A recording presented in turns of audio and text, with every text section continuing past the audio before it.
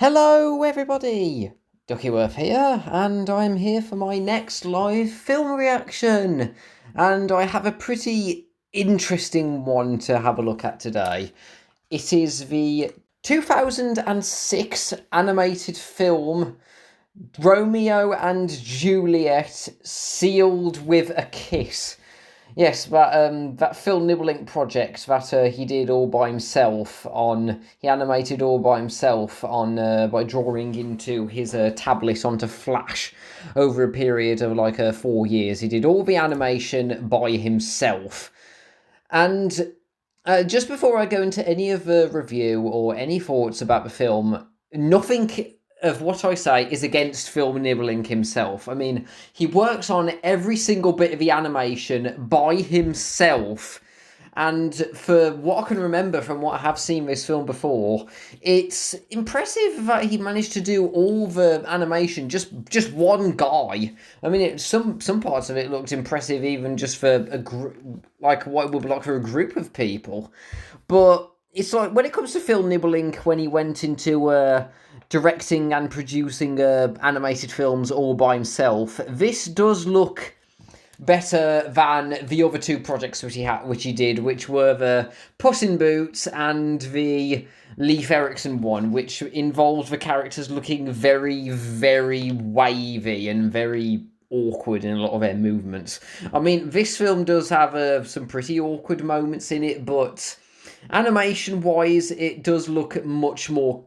It does look much cleaner, and it doesn't look quite as bizarre from what I can remember when I saw this. And this is yet another one of those films that I saw when I was, God, 2006. So I would have been 12 when it came out. I saw it when I was younger with my sister, and we both enjoyed it. But years later, we came back to it, and we think it's not held the test of time very well. Especially after I saw it a little bit ago for when was still doing Duckyworth's Thoughts reviews, and there was a lot of things that I found pretty disturbing, unintentionally disturbing about things that were going on.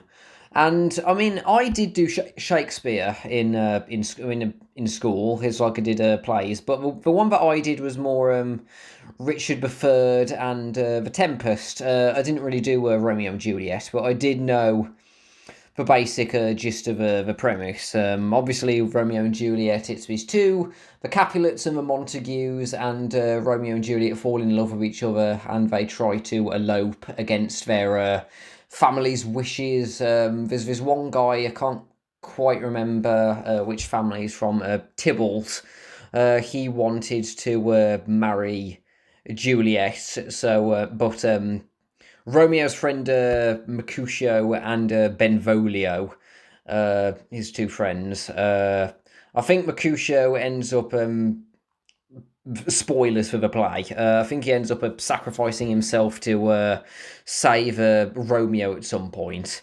I can't really remember most of the parts of the story, but I do know that a lot of people think that Romeo and Juliet is something to do with like a true love, or they were the best couple ever, and it's like well, it was supposed to be, from what I've looked up, William Shakespeare wrote it as like a deconstruction of falling in love too soon and not thinking through marrying someone. It's like Romeo and Juliet are their only teens, so they ended up rushing into love, and they ended up dying for it. A whole lot of people end up dying for these two people rushing into romance way too quickly and not thinking through everything that was going on, and they ended up poisoning themselves and killing themselves, and most of the people in the story end up dead or depressed. So yeah, it's not true love, I from what many people seem to think about Romeo and Juliet nowadays. But in school, we did do a amateur production of Romeo and Juliet, and I played Paris. I think it was one guy that Juliet's father tried to get arranged to marry Juliet at some point, but he starts fighting Romeo by the end, and he ends up dying. So I mean, I didn't do all that I acted was the bit when Paris meets Juliet, and then my version of Paris pretty much just disappeared from the story when when it came to Romeo meeting Juliet. So I didn't really get the chance to play out a whole load of the more tragic parts of it. But as a child, I wasn't a very good actor, so I think it was a good thing that I wasn't able to go through that. And I couldn't act for toffee, so So anyway, let's get into. That was just a bit of my reminiscing about why I wouldn't go into theatre. I think I'll stick to voice acting. So anyway, let's get into Romeo and Juliet sealed with a kiss. I have it on Watch Cartoon Online. So and it is 1 hour and 13 minutes long. So it's not that long. So let's get into awkwardly underage looking seals getting it on with each other by the looks of it. I mean, look at the character designs of Romeo and Juliet. They look more like children. I mean, I get that Romeo and Juliet were supposed to be like young teenagers, but they look more like they're prepubescent in the character design, so that's already a problem. So anyway, let's get on to Romeo and Juliet sealed with a kiss. 3, 2, 1, play. Oh yes, there it is, the Phil Nibbelink Productions logo. And once again, let me just say that any of the critiques that I have against this film is nothing against Phil Nibbelink himself, because just look at this animation. You can tell that he used to be a Disney animator from like how good the backgrounds and the character movements are. And this background already, I mean, some of the waves look a bit low budget, but for one person.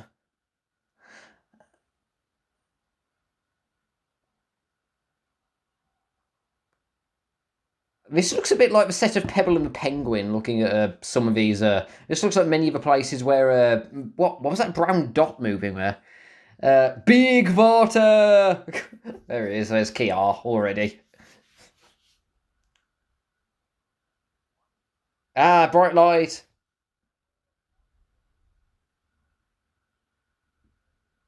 That is a very nice sunset there.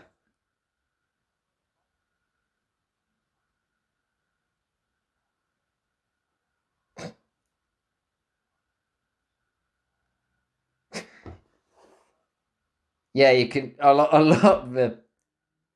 He looks a bit like a, a seal version of the dad from Sleeping Beauty, that one there.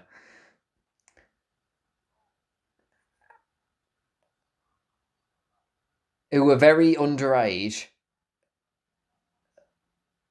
Oh, that's a bit of a strange...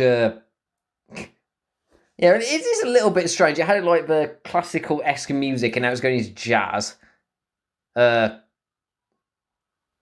see, when I first watched this, I thought that was Romeo, because this guy's design here, it doesn't look anywhere near as uncanny as the child ones that we get.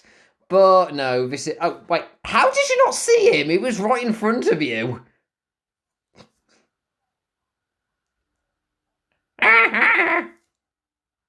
uh, car movements, okay.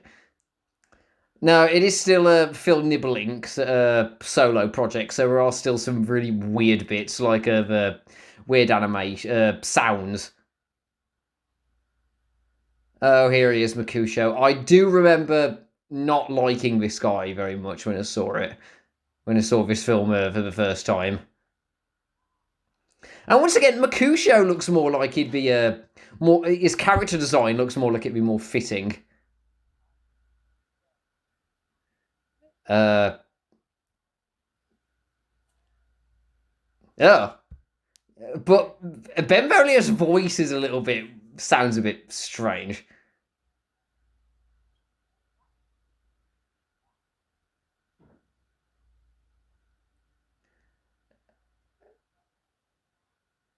It is definitely not to be. Yeah, I do think this was actually kind of like what Makusho's character was the original play. It was like he was more like a prankster who. I mean, he wasn't like a jerk in any sense of the imagination, but he did sometimes. He was a bit of a mischief maker, from what I remember from the original play, and he was a little bit like, and he and Benvolio were a bit like the winged men or winged seals in this case for Romeo.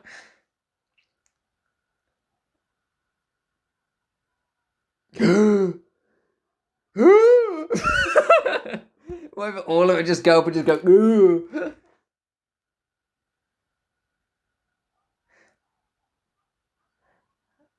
Dog noises. Well, how bored are they? This is all they do all day. They just like chase each other just up and down the beach. Oh yeah, and that's one of our underage leads there, Juliet.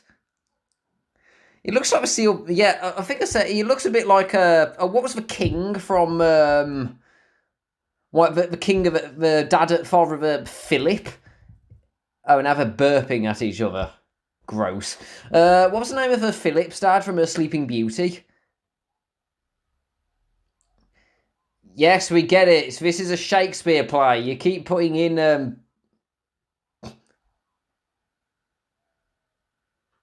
Oh, he's dead. Oh, I thought he was going to fly straight into the sun.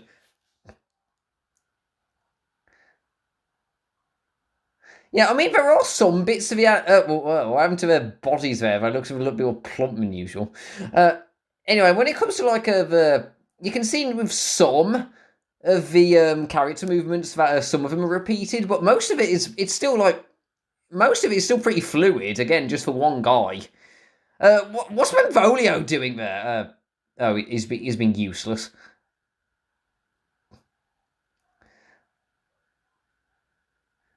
Uh, oh dear.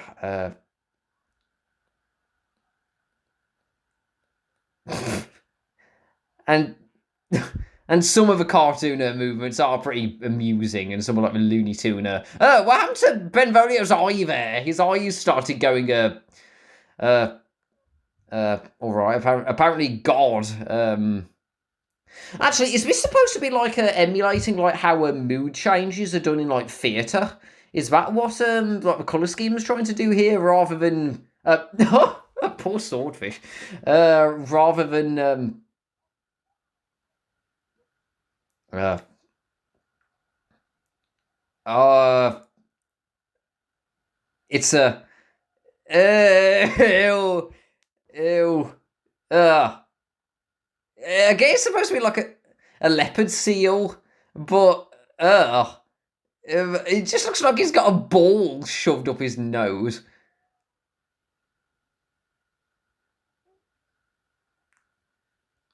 Bow, you idiot!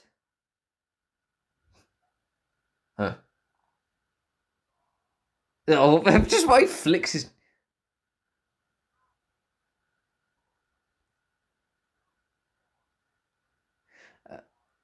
Are we supposed to be? He's not very.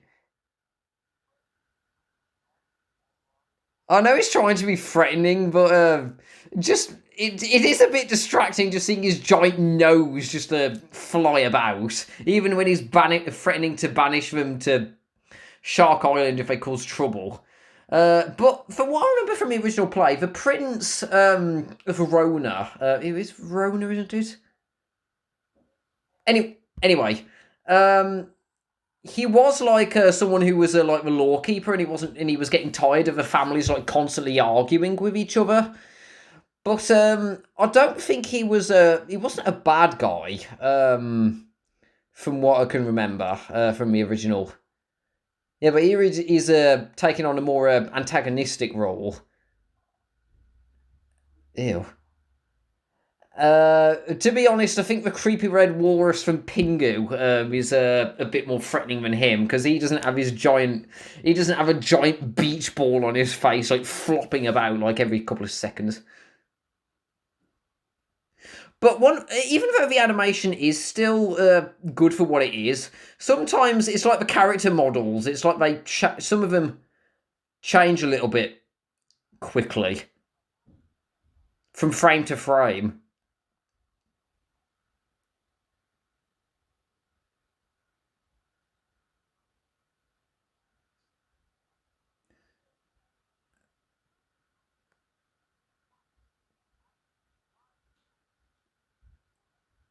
Uh,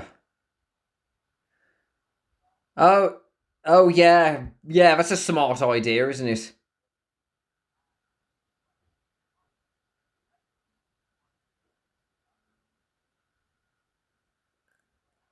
Oh, you're gonna risk your family to get laid.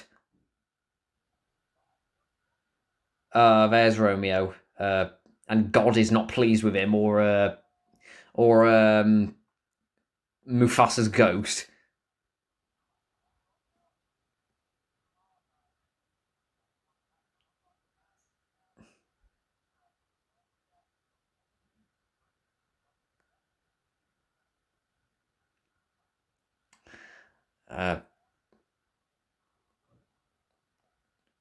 Uh, let's go and see how the other huge-eyed. Oh dear, the back of that his head looks a little bit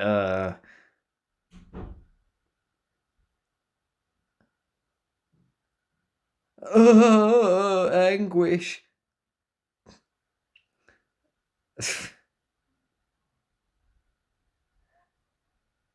uh, yeah, way to What are you doing? I mean, you're trying to lighten the mood, but it's kind of a bit. What mood are you trying to go for here? Uh, yeah, maybe it wasn't such a bright idea. Oh, when Romeo apparently doesn't notice you just smashing into them like that. Aha.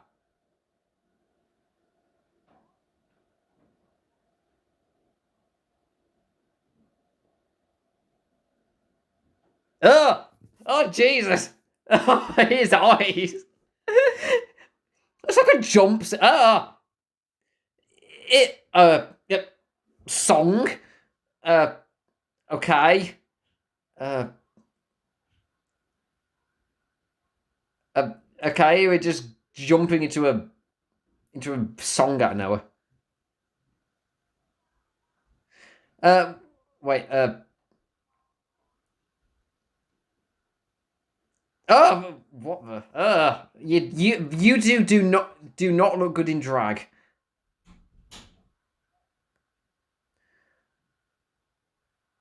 Wait, is this still a song?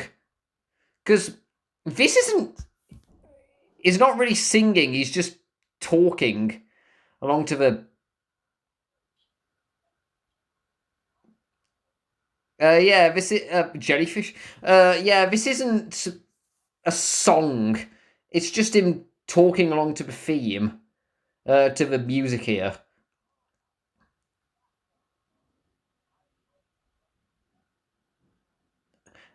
And he's wait, you're wiping down with a fish? That poor fish. I thought it was a fish. No, it was just a sponge. But there is a fish that shows up later in this film that is one of the worst parts of it.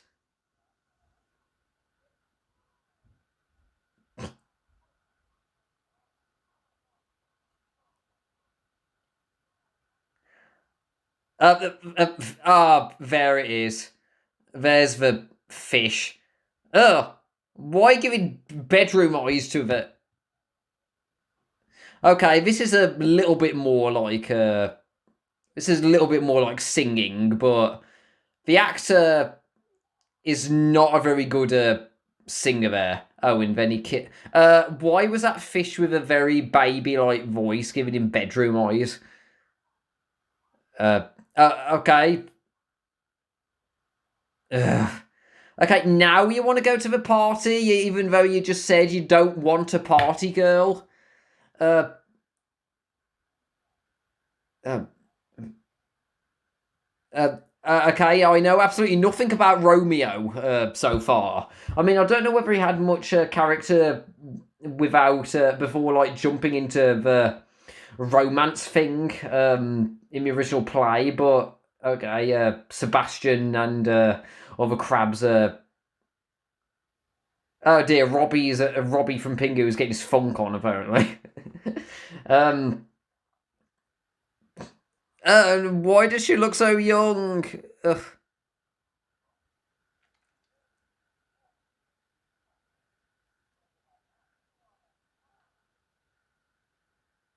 Haha, get it. It's because he's fat and he likes food. Ugh.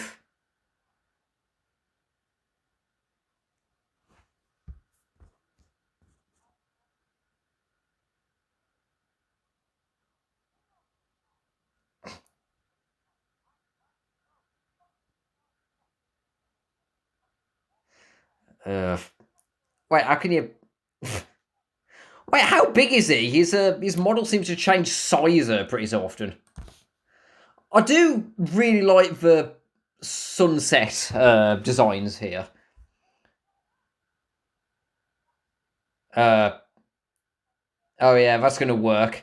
Wait, your seals are hot-blooded animals, so if they roll around in the snow, that snow's just gonna melt off them. Uh, if it was the other way around, if the Montagues were the white seals, I hate to think what they would need to roll around into blend in. Oh. Now the prince is turning into a weird comic relief there. Ugh. Ugh. But yeah, it is a little bit uh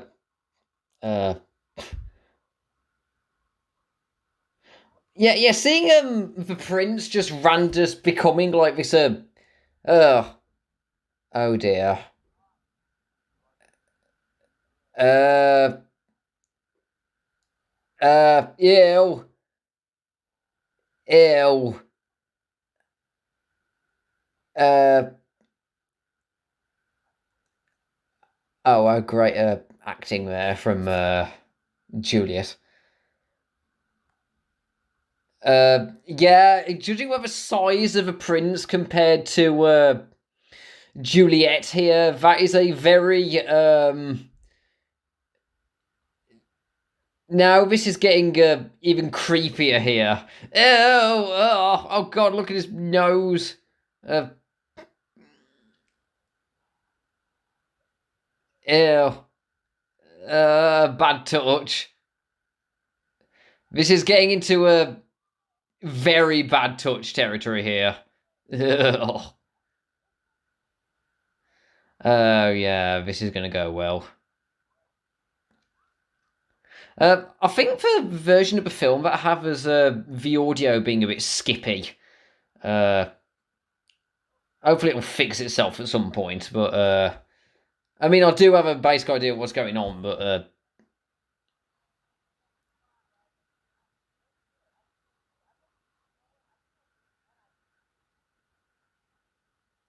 ha ha ha ha, yeah, is hilarious. Ugh.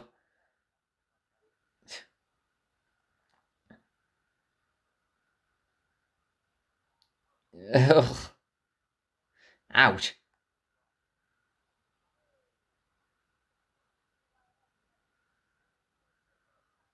Ha ha ha, she's ugly. Ha ha ha, hilarious.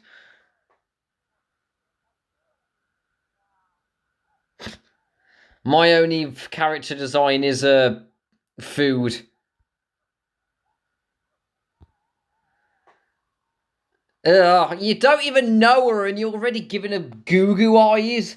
Oh yeah, everyone knows that they're just holding him against his will, her will. Aha. Ew.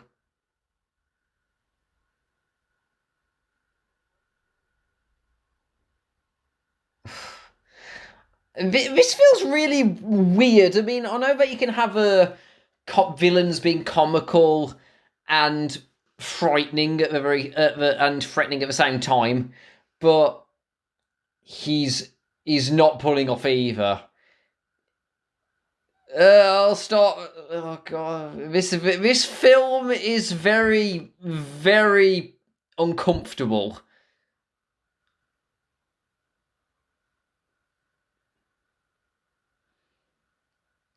And why does he have bad breath?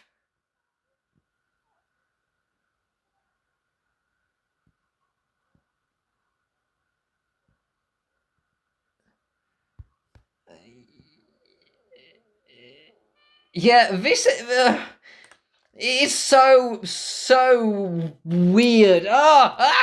Jesus! His eyes! Creepy!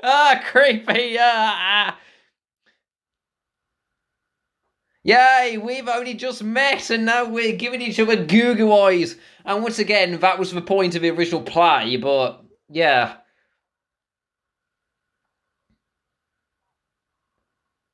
Where did I come from? Uh, uh, Disco Bulb? Uh, oh joy, another terrible song! That, uh, that doesn't, doesn't count, after they've only talked to each other for like, a couple of seconds. Yeah, that really counts as love.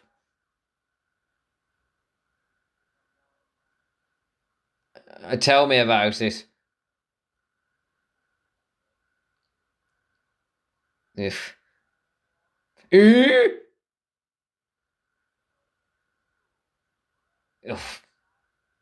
Ugh. I mean, okay, that bit with him saying "that's my girl." I mean, that's a pretty like a entitled there, so that comes into. Why are you smiling? That was awful. That song was what is with this music? These songs are terrible.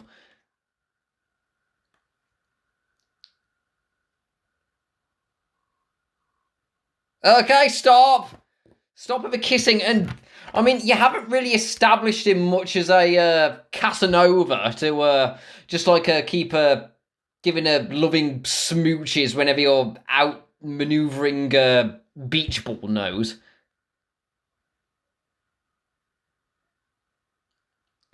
And again, I mean, if the characters looked older, then a lot of the awkwardness would.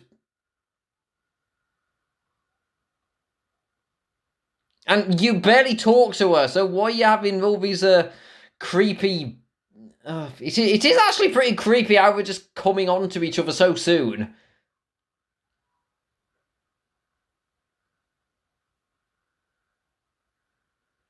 Stop. Oh, good, he's dead. Oh, never mind. Oh, that was stupid, wasn't it? You just. God is very unpleased with how things are going on due to the lighting.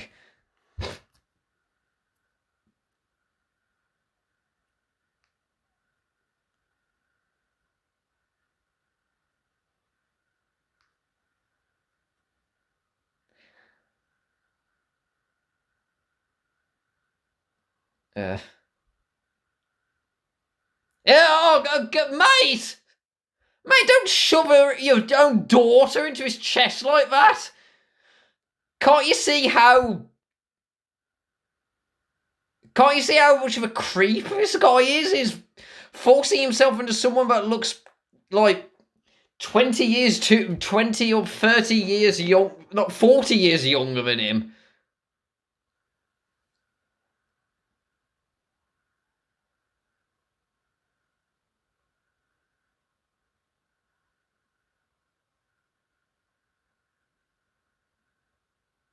Neither do you. You haven't established anything about like how you know a lot about love.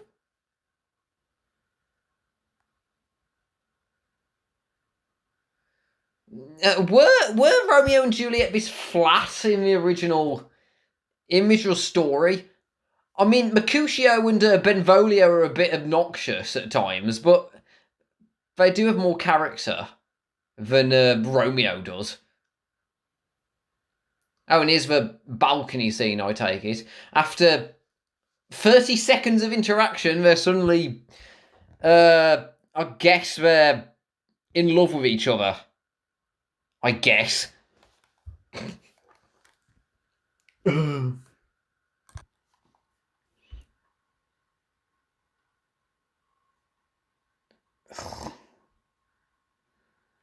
I Unfortunately, I know there's not a whole lot I can say besides criticizing the weird character designs, but yeah, but it does cause a ton of the problems with this film. I'm just saying, and the voice actors sound.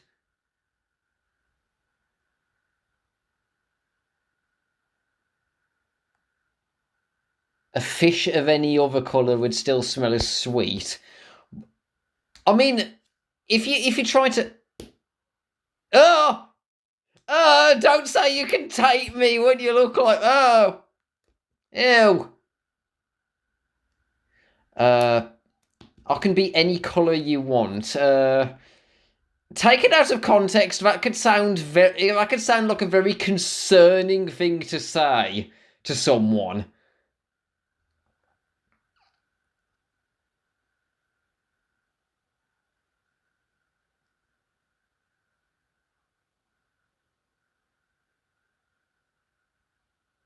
What are you doing? I mean, if they're using like the color thing because they wouldn't have roses where they. Oh, okay. Now they're in space. They're transported to space. Oh, another song.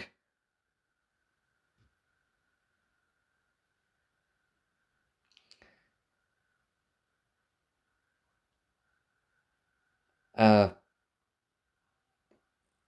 okay. This song could have more weight if you had actually spent more time with each other, but and this song sounds better than the other two so far, but because it sounds better sung, but it's still got a lot of things distracting it from. Uh, okay, now they're swimming through space. Uh,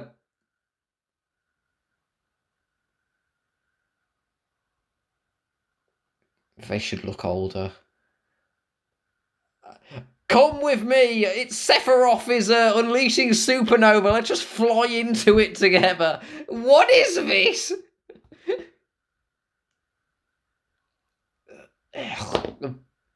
Don't give each other bedroom wise. Uh, well, looks like if love is a drug, then they're definitely hooked. Judging by this imagery. Is that pink stuff supposed to be with fumes?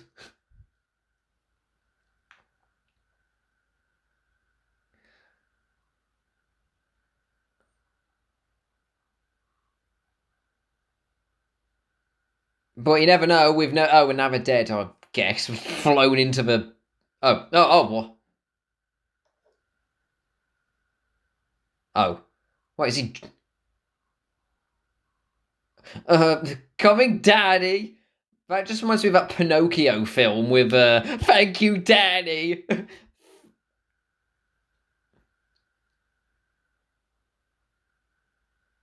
You've only just met. Stop with the expressions.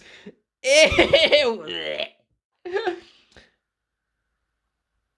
This is giving me Danganronpa another episode flashbacks now. I mean, I know I said that in my original review of it, but it was played for horror in that game. Two young children coming onto each other. It was played for horror. And this is trying to play it sweetly, but it's not. It's making it even more disturbing that it's very unsure about what it's trying to. And these lidded expressions that they're giving half the time, it's getting. Oh, well, I guess he's dead. Oh. Oh, if he went a little bit further there, he would have dashed himself on the rocks below. Oh, he's lost. Oh, the drugs have finally kicked in. Oh, it's that weird. And now he's kissing the baby fish again. Please don't. Where are you going?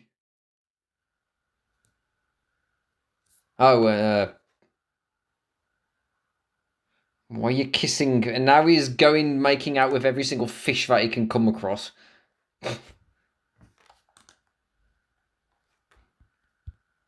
Where you... You know, can I just take some time just to have a look at the beautiful sunsets here?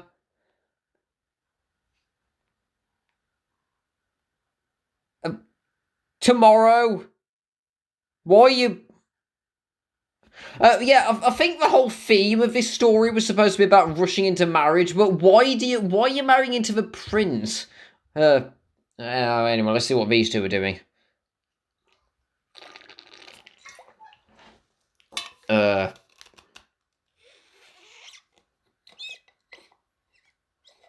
Oh, joy, another song.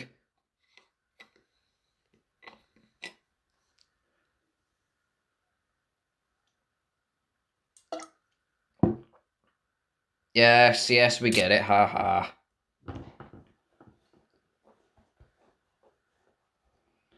Why are you telling jokes? What are you doing?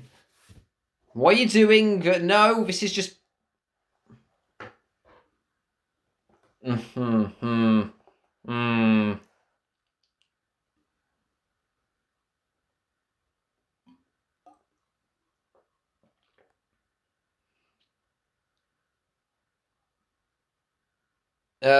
No, you're not. What's that noise? What was that scene? What was the point of that scene? Okay, now we can get back to the weird face on a weird... Oh, he's heading into evil... Wait, where are we now? Where were... If it's a fir trees, he's gone a long way from the Arctic island that he seemed to be on. Yeah, I mean, the sunsets and like a lot of the colours are really beautiful, considering that, especially considering it's one person. But where are we? You can't really tell where anything is if you just where. It's like the trees they look like they were part of a mountain top.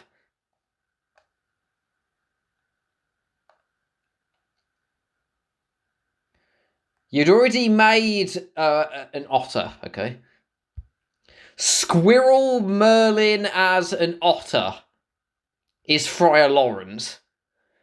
And he's reenacting the witches from Macbeth, even though I thought they'd already made a joke about Macbeth.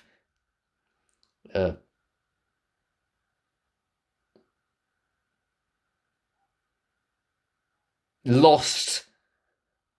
I think... Yes, very good. I like the fact you're in Lust.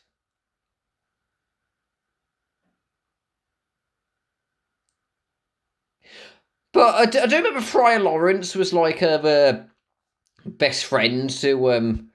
I can't remember all the like things to do with his character, but...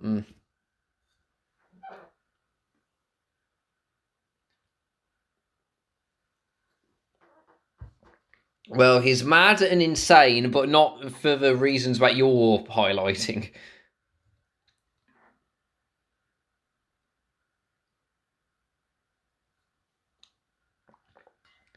How is he a friar? I mean, what are friars to seals?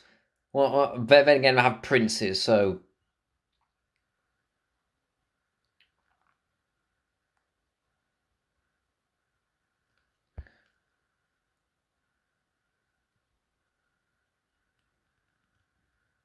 Oh, another song. Now he's turning into Wait, when did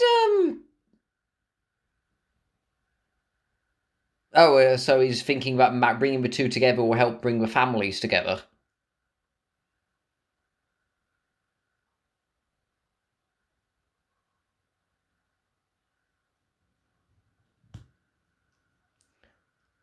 Oh, so apparently the... Oh, there she is. She just shows up there. How did you know that she'd be there? He'd be there. How did you know that he would be there? Do you know Frylock? Stop. Yes, thank you.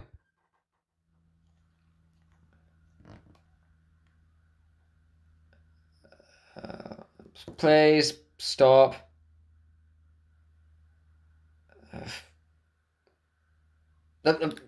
Okay.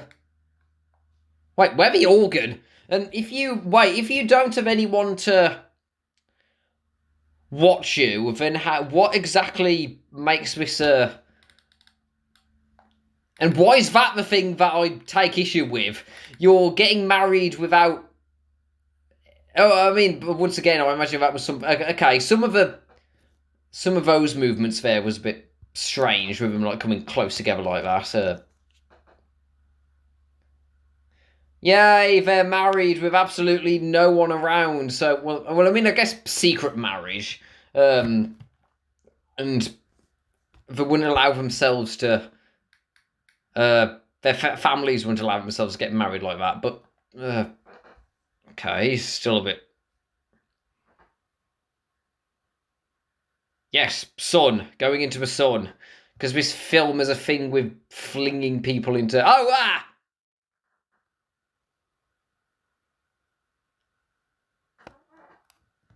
Is that all that you're going to do throughout most of this film? Just tell really unfunny jokes? Oh. And now you're turning into anti-Capulet jokes. Which is very, very stupid of you, considering the fact that there are Capulets everywhere. How dumb are you? Answer, very.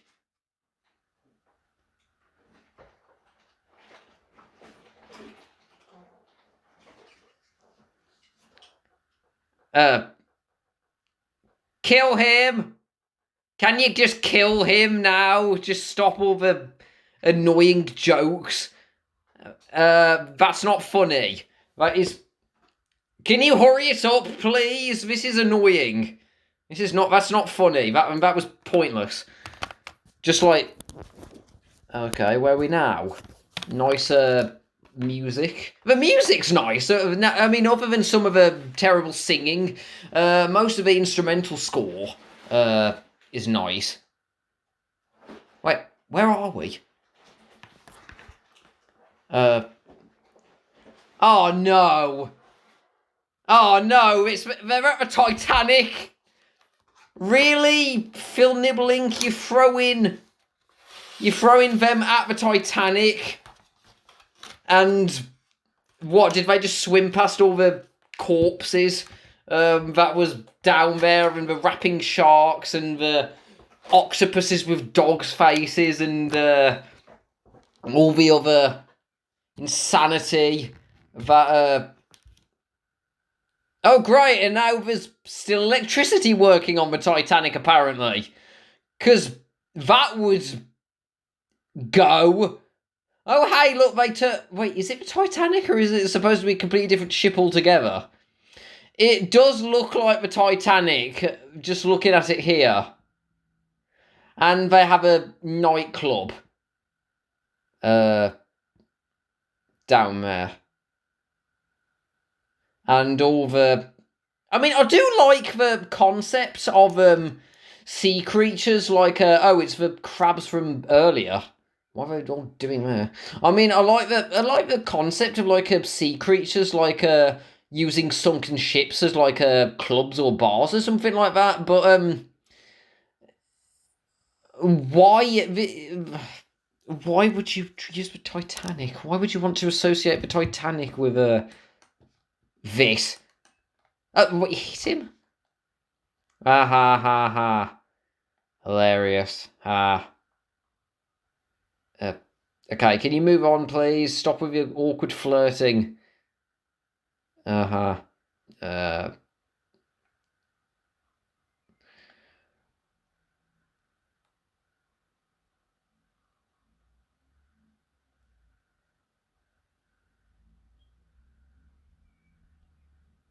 my god, they're children! That would be more realistic, why they're staring at each other like that.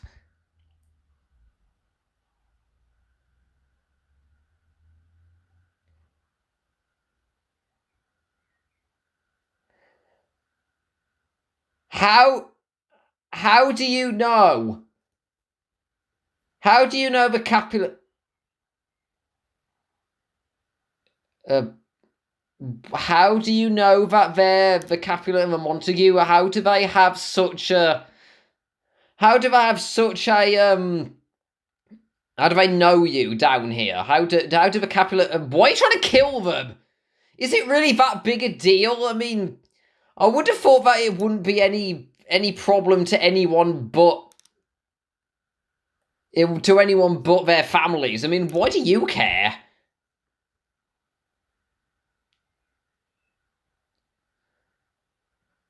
And why are all the fish trying to chase them? Why? I don't think this was in the original play, from what I can remember. I mean, but oh, that was.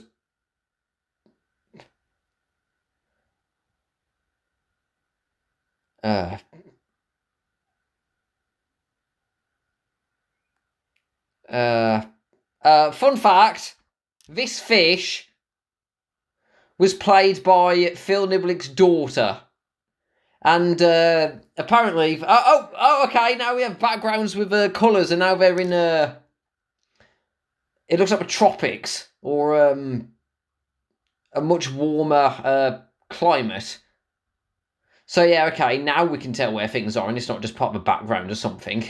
And let me guess, even out here somewhere, someone knows that they're Capulets and Montagues together.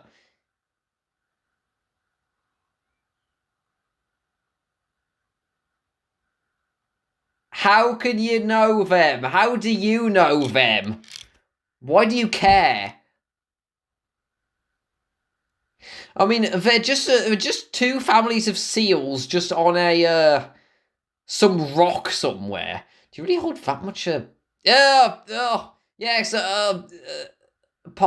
Half of me wants to say thank you for hiding the quote unquote romance from us, but what are you doing? But why do you want to? It makes me worry that something else is going to happen.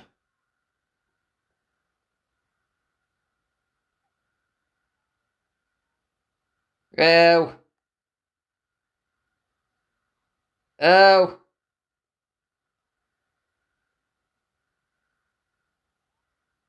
Ha ha. Ha ha ha ha ha ha. And apparently Phil Nibbelink just... What? Uh,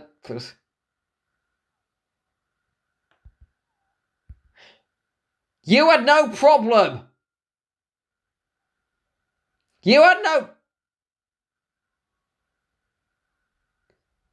You had no Dick. Little fishy prick. But why? You had no problems with it earlier. And now you're just going to go into... Oh, and he's just there. And he just watched the whole thing and didn't pounce down on them earlier. Why was he... If he had such a problem with it, he was just watching them the whole time. And the fish pretty much just sold you out. So that... okay, now we're in a dirty kelpland. Do you have any character besides just kissing each other randomly? Oh, wait, how did he not see them? He was right behind them. How could you not see them, sir? Are you deaf, blind, and stupid? Apparently, yes, judging by what was...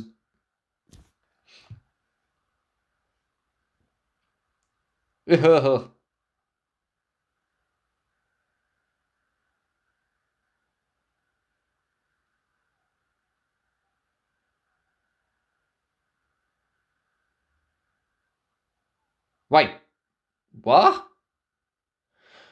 Wait, what's it? What's it got to? What happens if he doesn't find you, Benvolio and Mercutio?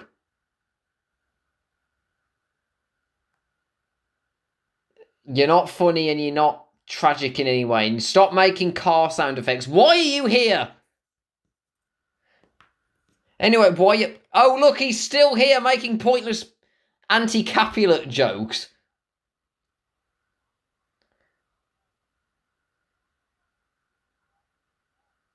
Shut up! Shut up. Oh, and now he's some... What? Wait, why is the prince trying to come after you? He's not a Capulet. Oh, and now he's trying to be threatening. Okay, the way that he was trying to scare them off, and then he was just ignored like that. Okay, that was a bit funny. Wait, how did you not... You idiot. You idiot. Stupid, stupid, stupid.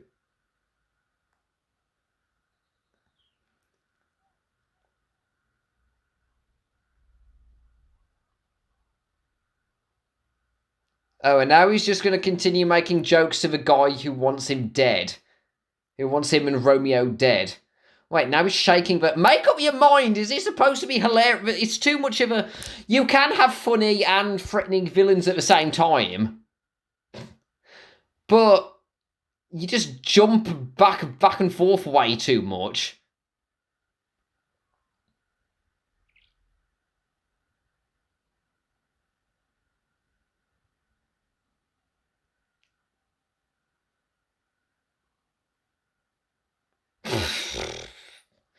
A stupid fish.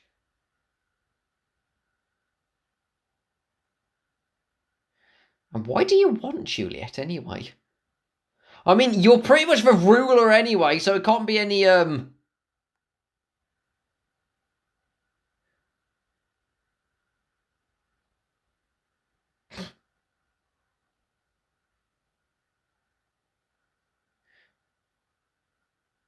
Oh, that looks awkward.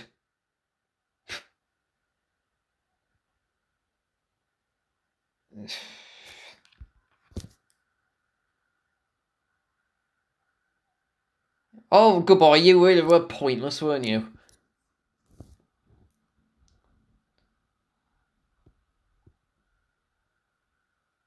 That's what I was saying. That's what I've been saying this whole time.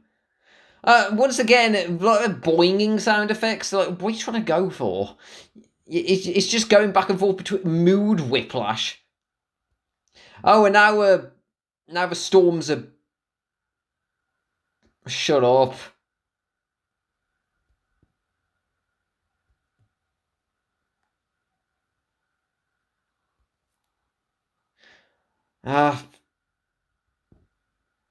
I'm acting. Romeo, my son. I'm so sad he's gonna die.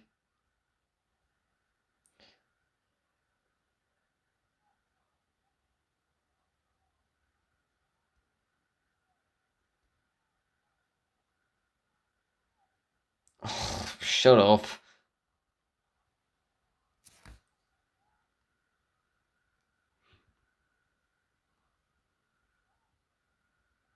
How big? Wait, how big is he? It's very...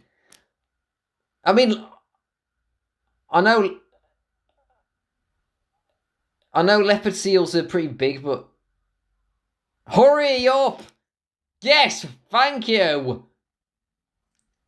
Thank you! Shut him up!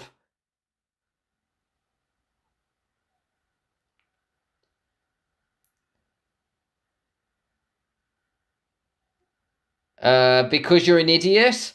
That's why it became between you? To try to save your life?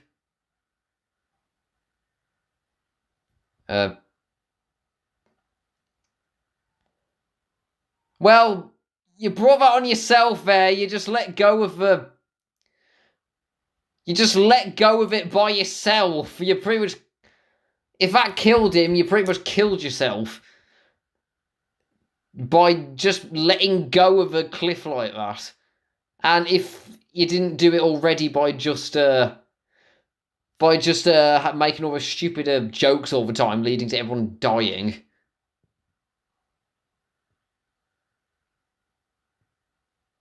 Ugh! Ugh! Yeah, and now his movement is getting... Oh, great, yeah, what are you going to do? Oh, that, I guess. The creaking noises aren't really adding to the mood that you're trying to put across here. Romeo.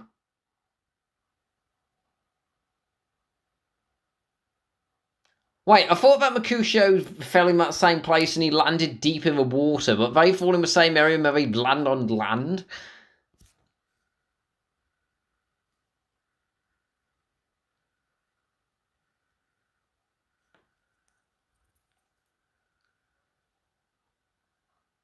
Shut up!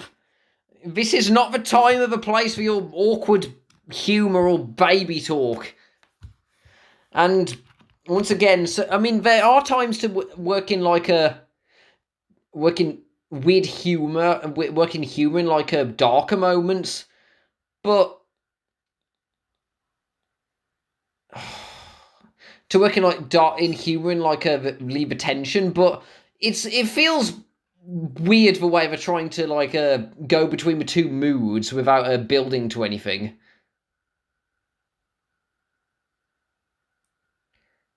Is that really supposed to be the scariest thing about him? His giant breath?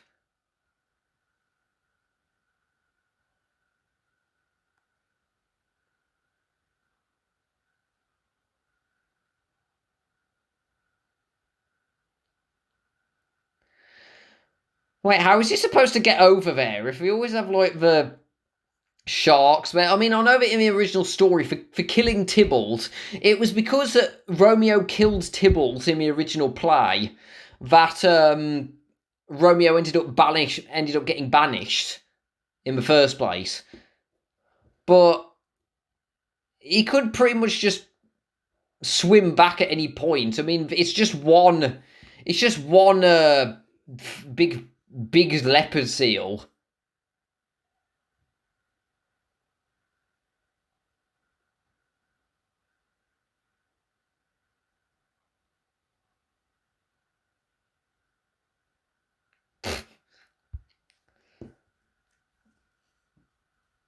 Oh, I knew so much about him. Oh. Maybe if I spent more time getting to know each other, or they built in more about their character.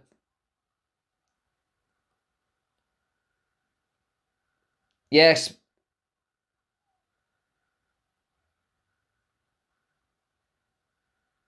yes, but we need the echoing of the awkward kissing fish. That's just what we need to add to the tragic moments here. Oh, okay. Oh, okay. It apparently wasn't that far away. If she could just run all that way there to it, and all the seals could just wait. I thought that cliff collapsed.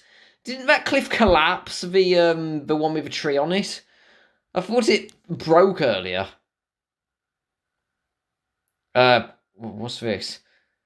Is this another Fry Lawrence song? Ugh! Ew! Stop twerking. You're not doing good with it.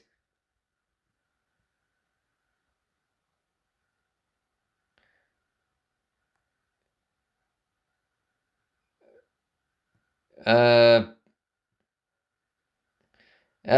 okay, apparently this isn't. This isn't. Wait, Wheel? Where you getting that from? And you're singing about coming onto someone many years younger than you, so.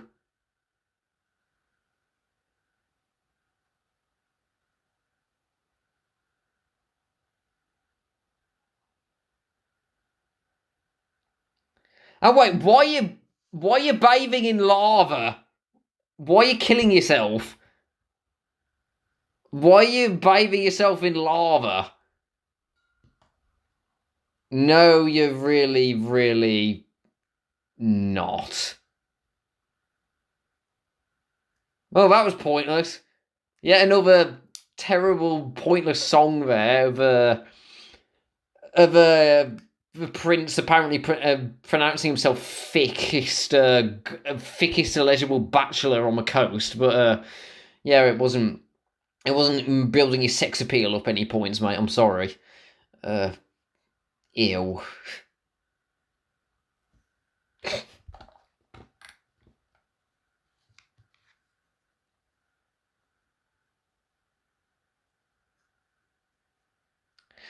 And once again, I must reiterate, how did you get over there without being eaten?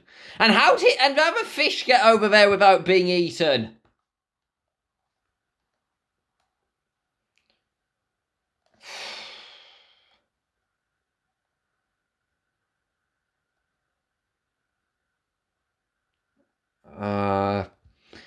I know this is something that Bob Show said, but you're a fish. How can the sea be too wet for you?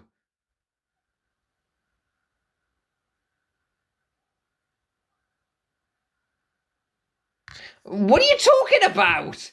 Playtime? Shut up.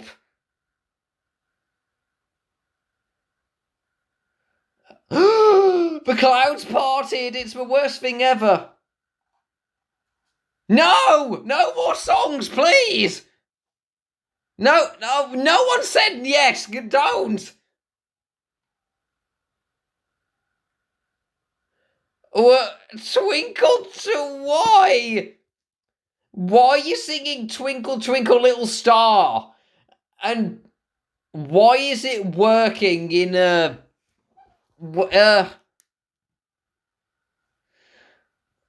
Why do I get the feeling that this was Phil Nibbelink just recording his daughter singing this and he wanted to haphazardly shove it in?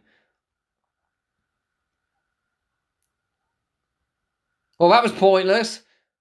Noticing a pattern with the songs in this. Thanks for nothing. You did absolutely nothing of substance. Oh yes, the shark is going to eat the stupid fish.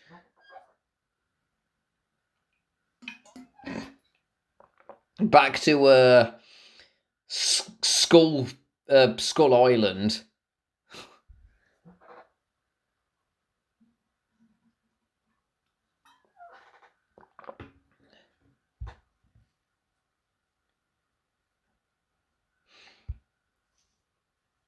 That's my reaction towards this whole film. I don't know what to say to this.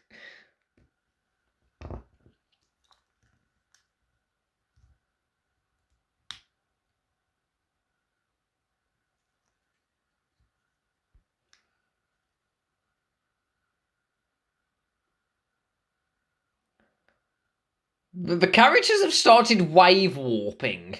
I mean, the weird motions in like Puss in Boots. They started doing a few of those.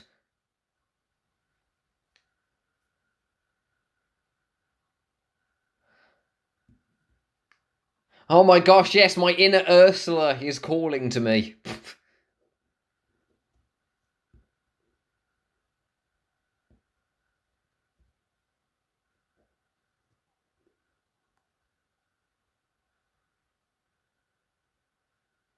Okay, this is one of the better songs.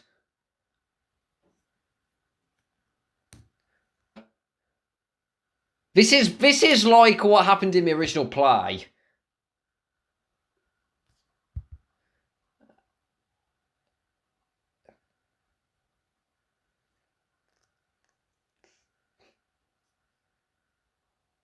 Oh! What's that look? Why do I get the feeling that that's the reaction that a lot of people had when they watched this film? Drink, drink, drink, drink.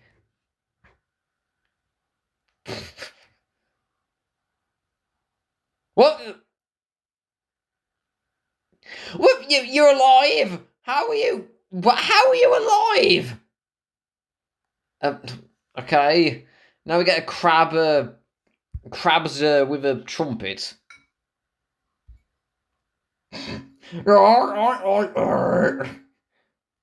Yeah, hearing Robbie the Seal constantly belching isn't the best accompaniment for a wedding here.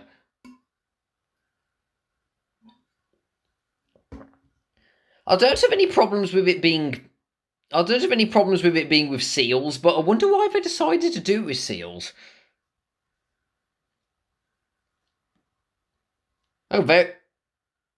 Oh, there he is. Where have you been? I mean, with Benvolio earlier.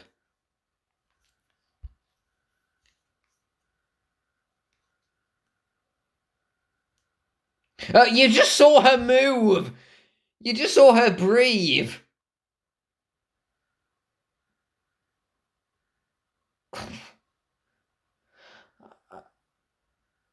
Oh dear, how sad.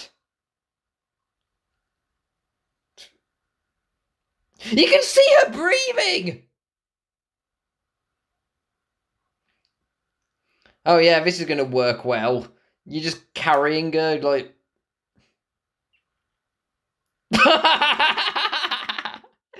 Flump.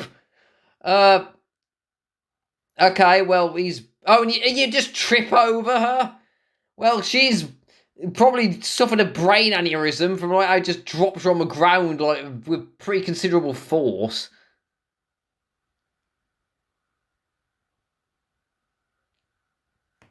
Jogging? You're swimming. Uh, where are those sharks? Where are the sharks dorsal fins? It's about a dorsal pector. Anyway, the side fins. Where was its side fins?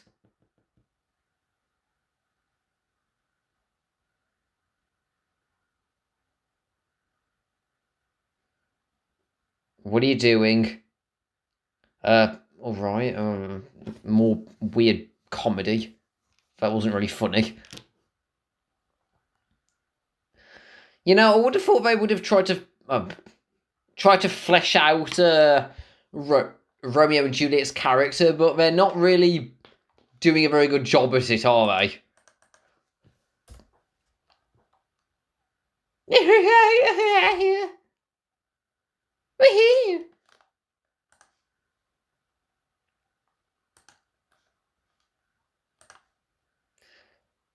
Yes, you had a wet dream, most likely.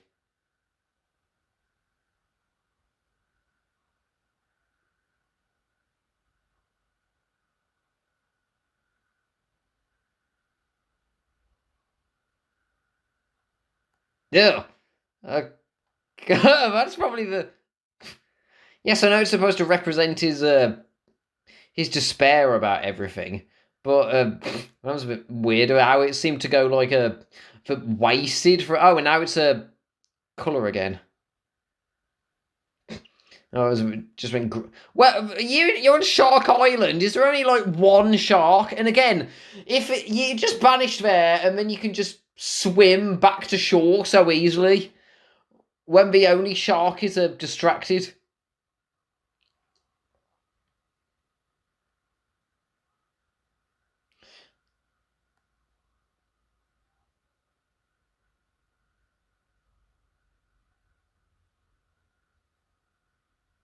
Where are you going?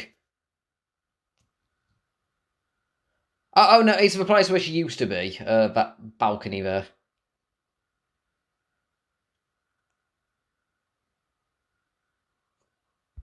What are you doing? You just come up here and you're just calling for her?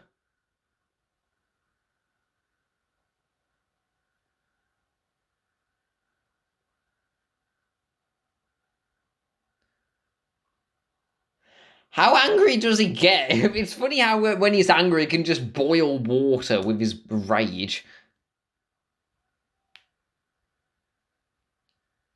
That is one strong otter. If he can support a shark with his... If he can support a shark on his tail. Ew.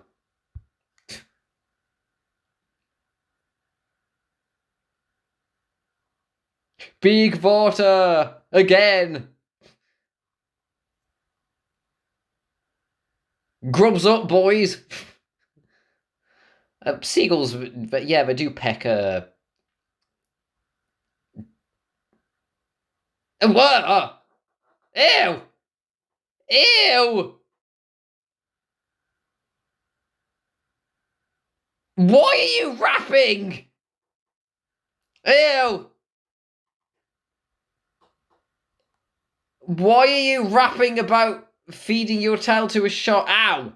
Well, there goes the shark's internal organs. Judging by how spiky that rock was. And once again, why does that shark not have... Again, why does that shark not have pectoral fins? Oh yay, we're going back into the Titanic again. And we're gonna wade through all the bodies that are down there that have just been... the people that tragically lost their lives on the...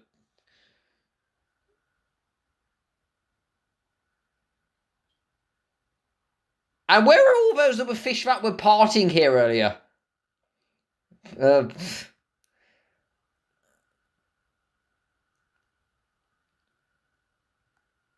What's the point? What's the point of this scene? Why police sirens? Why are you Arnold Schwarzenegger reference?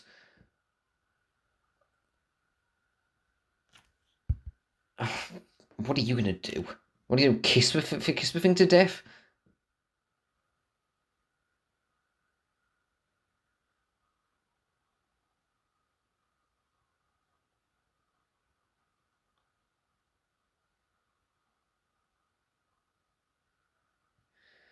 Attention deficit disorder?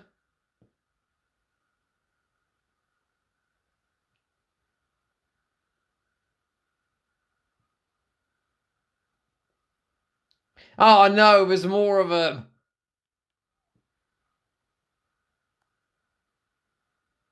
Oh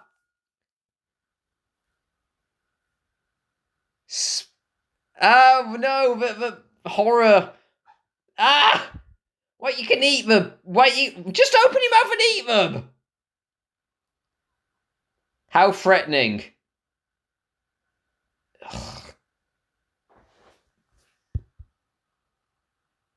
That's not funny. Yeah, whatever.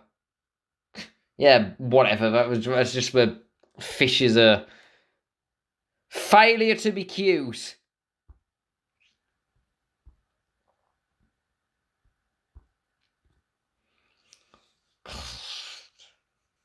Oh, now we can get back to the actual plot and not the stupid kissing fish distractions. Ew! Ew! And his head's squashing.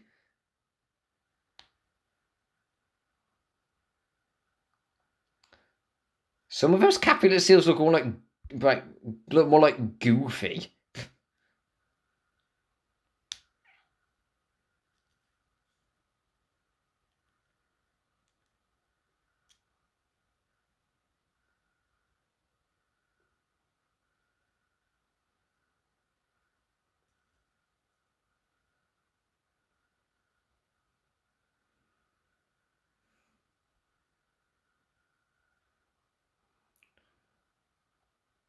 Oh wow, that is one potent...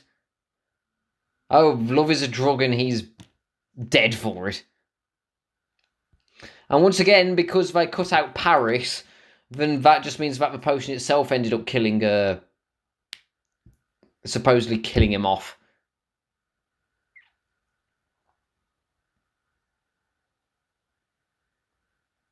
Romeo, my son. My son. We died as we lived. Stupidly. What is with the twinkle, twinkle, little star that you're shoving in? Why are you shoving in twinkle, twinkle, little star? Why is that there in the first place?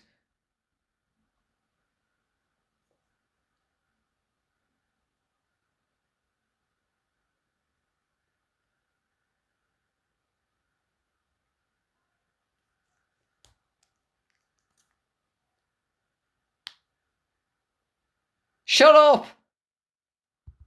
Shut up, you've got no purpose in this story. Go away.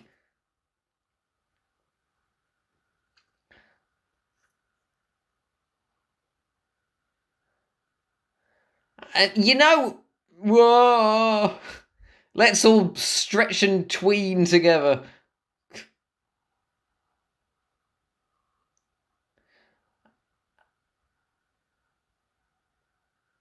And, you know, it just strikes you, what purpose did the prince have in this story?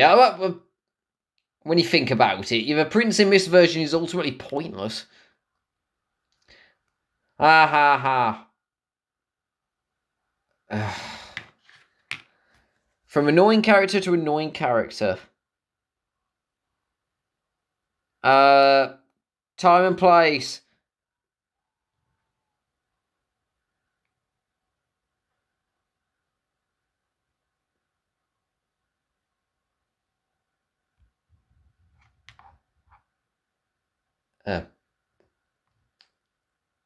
More of a beautiful sunset.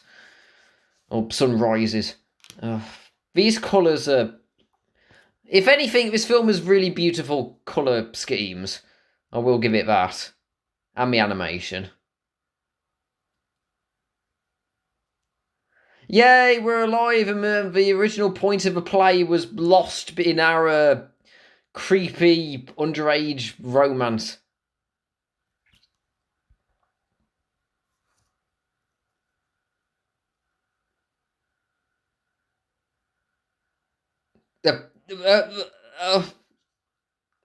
No more songs, please.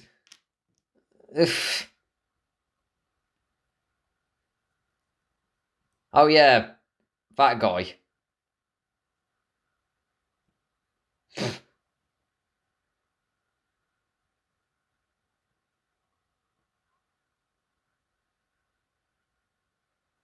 Oh, ew. And oh yeah, he really deserves a...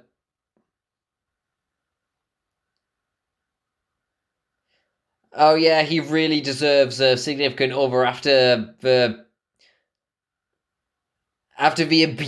all the emotional and physical abuse he lifted on the other characters in this film. Yeah, he really deserved someone. Yay, let's swim off into the sunset and be creepy together. Yay, now let's get to actually know each other. And actually spend more time than like 5 minutes together. And it ended with a very messy divorce like most impulse marriages. Never has there been a better romance since Big Mac and Sugar Bell. Worst romance ever. Daniel Trippett. Well, I feel Trippett. Wait, what? Wait a minute! No, hang on, let me pause it for a second.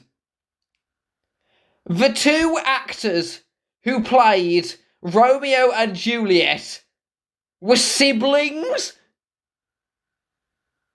So, I mean, I know that obviously they don't have it in the original, in the story, but if you're going to play two characters that are in love with each other, if brother and sister are playing the two characters that are going to get it on later, that's very... this was creepy enough. We didn't need... we didn't need incest vibes throwing into...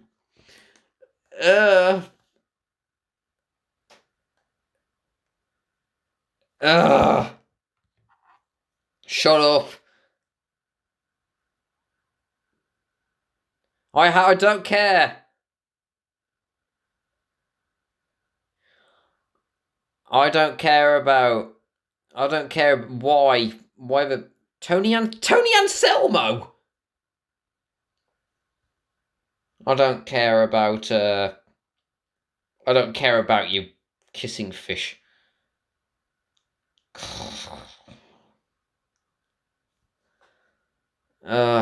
And why was there Twinkle Twinkle Little Star and Bite My Tail and... Oh, so the singing starfish were played by Phil Nibbelink's other children. Okay. The end.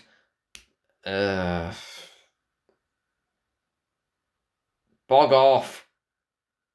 Go away. Stop giving you creepy laughing.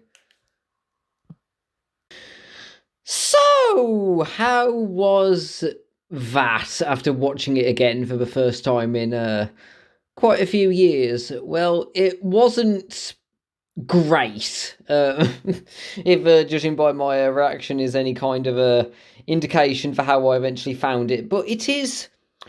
Considering all the work that Phil Nibbelink put in it, it's one person doing all of the animation. Like he was putting a whole lot of it was independently funded, and a lot of the voice acting was all the funding was like him and people that he knew.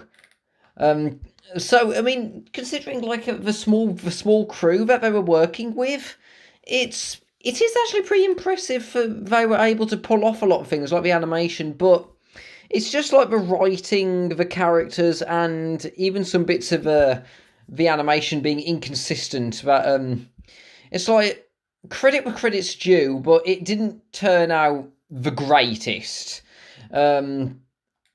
If judging by how I constantly reacted to it, I know there's only so many times, but I can use these main characters look way too young to be making goo goo eyes at each other jokes can come in, but that is a huge problem with the film. It's like not only, I mean, as far as recreating Romeo and Juliet for like family friendly audiences, I mean, even taking out the about Romeo and Juliet and what the story actually was intended by Shakespeare to be, like as I said, a deconstruction of like a falling into love too soon and how it can cause tragedy for everyone involved. I mean, the pacing isn't that bad. It's got like there's some bits where it rushes over and some pointless scenes, but it handles most of the main story of Romeo and Juliet in there, and it handles most of the characters in there, even if the way that they seem to throw like the prince and Tybalt all together was into one character, as well as some very strange characterization for the prince. It seems like 1 second they're trying to throw him off as like this really threatening force of nature, as awkward as his design is, but then they're throwing in like him being all goofy and being like a comic relief. I mean, of course, it said that you can have funny villains like being threatening and being hilarious at the same time. Like, as an example, I recently just saw Road to El Dorado again, and I think Zekel Khan is one of the best examples of that I can think of, because the guy is a real genuine threat in like his mannerisms, his plans, and what he plans to do. But he's also really hilarious, like with his voice acting and like a lot of the things that he says and how he goes about it. But the Prince, it almost feels like two characters meshed together, like they keep like flip-flopping between what he's supposed to be. It doesn't feel consistent, his characterization. That's just one of the many problems with him. It's him, and they turned him into someone making the moves on a character that looks like 40 years younger than him. So that's yet another concerning thing happening. And when it comes to like the animation, it's like most of the animation is all right, especially with one guy, but the bits that stick out a bit like a sore thumb, and it just like really is really noticeable, is when he goes away from the hand-drawn animation, instead of just going into Flash and just doing that weird squash and stretch movement. It's like when Mercutio falls down a cliff. I swear, what is it with Phil Nibbelink and just doing that weird waving of your arms, like flapping about like a Gmod ragdoll, like when they're falling down chasms. That seems to be something that I've noticed in a lot of his animation. He always does that when they're falling, like they all wave about him, they go all ragdoll. When it comes to the other things that are going on, it's like the comedy isn't that funny for most of it. It's just Mercutio just telling annoying jokes all the time, Benvolio talking about food, and weird bits with Kissy that just feel out of place and just aren't funny. And here's a bit of a tidbit for you. I might have said this in the actual reaction, but it's, as I said, Kissy wasn't even in the film at first and was only added in because Phil was amused by his daughter's antics. And I get the feeling that Phil Nibbelink is very easily amused because Kissy is not funny in the slightest. She's annoying and obnoxious and pointless. I mean, it's the same for Mercutio's dialogue. Mercutio's dialogue, I mean, there's a lot of the jokes that feels really strange that they just put in, like him just telling jokes all of a sudden, and that's most of his appearance.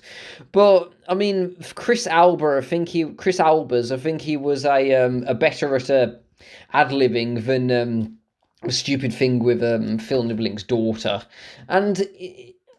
And another problem with that is that it seems like Kissy is on board with them getting together, Romeo and Juliet, and then all of a sudden she's against it, and then she's for it again. It's just, this is why you don't throw in a character who doesn't really have a reason to exist, or else you get weird things like that. And when it comes to like all the other things with the characters, it's like most of the leads characters, Romeo and Juliet themselves, don't have any character. They're just they're pretty vanilla. They're just boring and bland, and they don't have a whole lot of a character to them. So it makes following them. They don't have much interest in what they go through because I don't care for them very much. And when it comes to the animation, I feel that the weird wave effects is when it's trying to be like soothing, romantic, and serious, and it's when it tries to be like a cartoony and over the top when it fits better, when it fits Phil Nibbelink's art style better. But it just results in like a lot of weird placements of like Mercutio's eyes doing like the weirder spiral effects out of nowhere when he starts talking about the party being crazy. And when it comes to the songs aren't very good. Most of them. I mean, the best one is easily when Friar Lawrence was making the potion, and the "I love you for who you are," even if it did have some concerning moments again with the characters looking way too young. So I think that if they tried to, I mean, obviously with the budget that they had, I mean, they wouldn't have been able to fit in like everything. But I think that if they tried to fit in Tybalt from the original and tried not to, I mean, I would like to see like an animated version of Romeo and Juliet that actually works in more of like the full story of it. It's like I saw the animated Shakespeare the adaptation, and I think that does a much better job, and it keeps the tragic ending of it. So, but it's like a lot of the other things. It's like when the characters they don't really spend much time with each other before they realise they're in love, and it just results in a lot of the awkward scenes, and most of it is that, and most of the problems do boil down to it. But I think they should have designed it like Mercutio's character design should have been the one that they used for Romeo, and they should have used one of the adult female sea lion designs for Juliet, and it would have solved a lot of the problems with it. But you still have the pointless chase scene through the Titanic with Kissy randomly summoning her demon spawn to spank the shark into submission. Wow, that sounded wrong out of context. Weird bits with fish chasing them through the Titanic, that seemed to come out of nowhere. The prince's out-changing characteristics. Seriously, I think the only character that I really cared for much was I think the one that came as even if he was like a rip-off of he did look like a rip-off of a Squirrel Merlin, but as an otter instead. Friar Lawrence was the character that I cared most for, because everyone else was either flat, inconsistent, or annoying, or all three. But it's like, other than the animation and some of the music being impressive, just for it being with such a small team, there's not really anything to take from this. I'm sorry, Phil Nibbelink. I mean, I respect you for what you try to do, but as Bob Show pointed out in his review of the film, I agree with him that there is a really big problem with the film if it's only just like a passion project, just with one guy working on it. But it's just like there's no one else that can call out Phil Nibbelink when he works in weird creative decisions and try to steer him more towards making the products better. And I think that's something from what I've heard about the other Phil Nibbelink productions. I still need to see the other two, Puss in Boots and Leif Erikson. But that seemed to be a running theme for it. He took it all on himself. He threw in a whole load of awkward squash and stretch for all of the effects. And a lot of the creative decisions just come across as really awkward. I mean, it's nowhere near the worst film that I've ever seen, because it does get some enjoyably dumb moments when it comes to a lot of the insanity, when it comes to a lot of the strange things that are going on. Like, there is a strange, so bad it's good charm to a lot of the bits with the story, but... And the animation, as I said, it's impressive for one guy, but it's not... I mean, I liked it as a child, but watching it again, it's not great. It's not the... I mean, at least I had some kind of a enjoyment, like a ripping it apart, or not ripping it apart. At least I had some enjoyment, like calling out the flaws and laughing at some of the awkward moments and the confusing plot. But most of this film is just characters that are looking very underage, getting flirty with each other. A prince with a giant ball for a nose, coming across more like a paedophile when he tries hitting on a Juliet, and very annoying kissing fish, and seals that joke about the wedding being dead when the two main characters are supposedly dead. So there's not a whole lot to it I can take from it, unfortunately. But I do hope that my live reaction to it was fun to listen to. And speaking of Phil Nibbelink, this isn't the last time that we'll be delving into his animated awkwardness for his solo projects. So the next time I will be reacting to, as my friend Cartoon Animal Lover suggested, the Phil Nibbelink version of Puss in Boots. I found the film on YouTube, and just from looking at a few of the clips that I could find from it already, just looking into what it's about and some of the crazy things that go on, it's going to be a very strange ride, I can tell you that right now.